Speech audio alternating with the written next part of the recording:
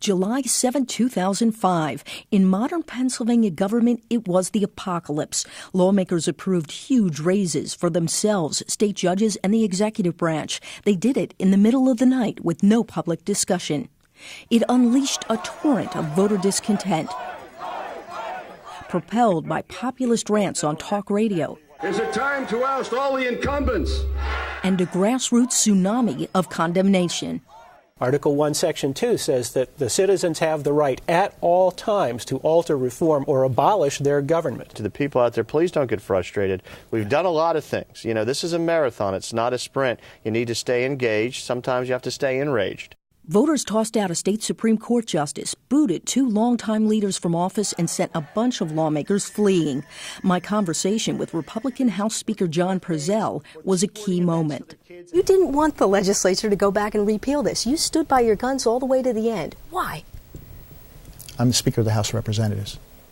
When I see that a tattoo artist in the city of Philadelphia makes more than a legislator, I think there's a problem. Purcell was ridiculed and never recovered. Lawmakers repealed the raises, but the state Supreme Court upheld the judges' pay hikes.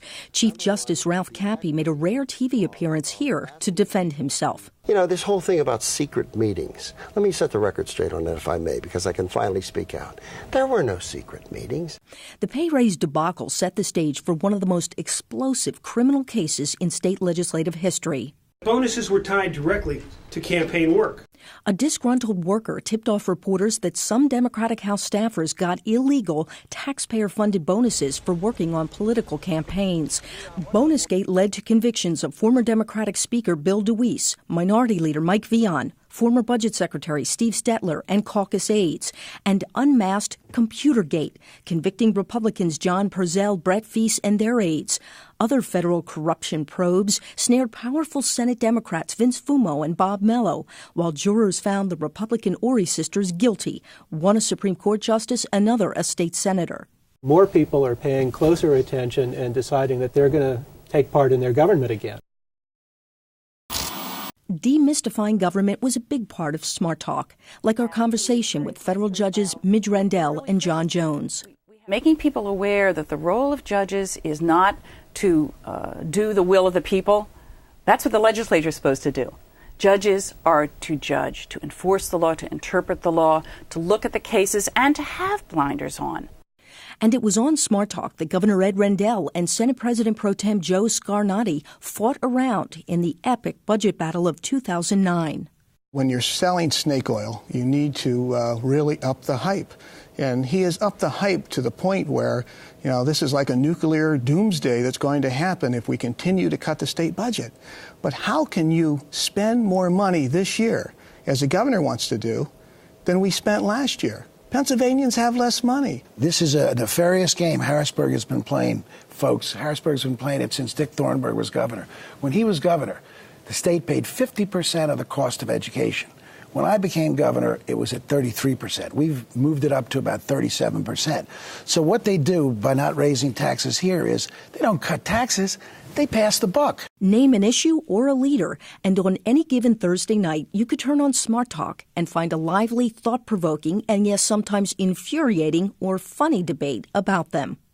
I don't like this age business. It's all a number. He said, "How old are you?" And I said, "I forget."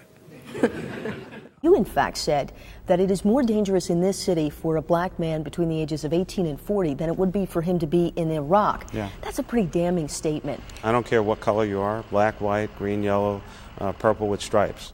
If you're carrying an illegal weapon, if you're engaged in illegal activity, we're coming after you. When the Dover School District wanted to teach intelligent design, we asked the public to weigh in. It strikes me that God has a venue, okay, in our places of worship, right? In 2007, we invited agents from the Attorney General's office to track online child predators. He's a male in his late 40s, and he actually just sent me a webcam transmission of his genitalia.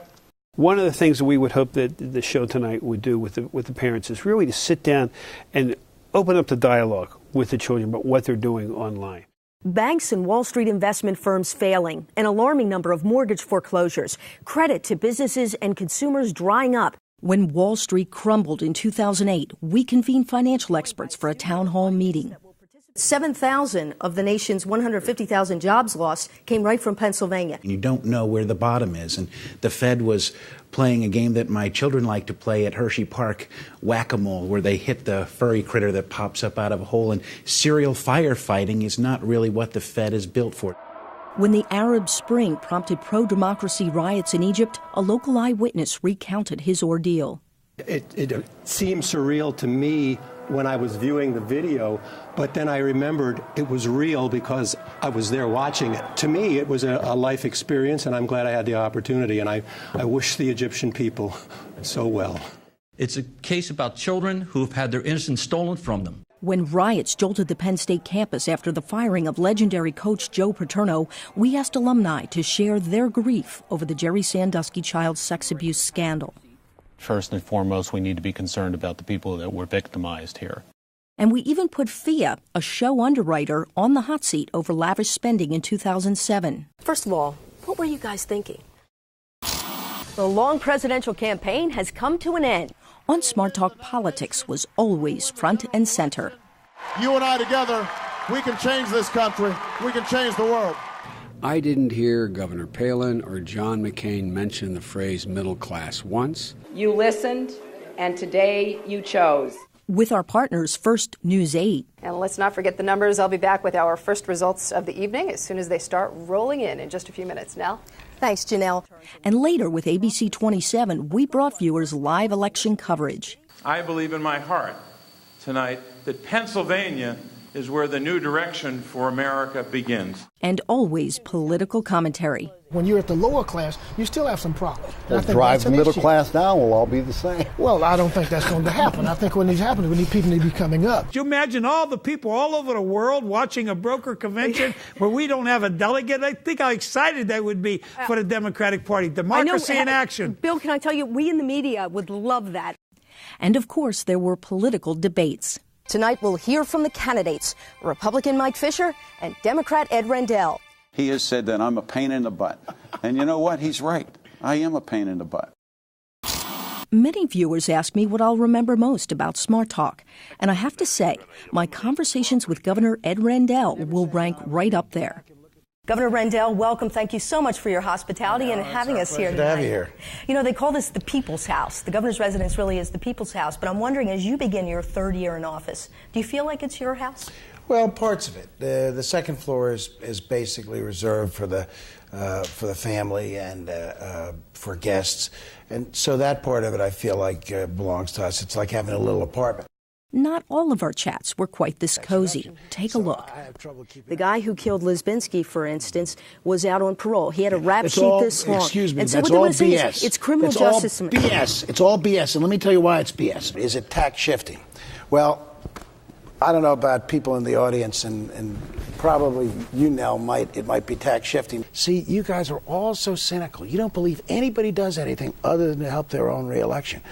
Now, I could be earning 4, 5, 6 times what I earn here. Wait, let me finish. Let me finish. I know, let me finish. Let me finish. Well, Governor, I could be earning 5 or 6 credibility as well. I could be earning 5 or 6 times what I earn here. That personal income tax increase, which affects small businesses because the vast majority of them don't pay the corporate net income tax, they pay the personal income tax. Right. It's going to cost the Commonwealth 24,000 jobs. There is an economic development issue. Let me respond to that. That's total BS. And let me tell you why. Those are things that I intend to try to take action on. Again, not as cynical Nell says, because I'm worried about my reelection, but because they're the right thing to do.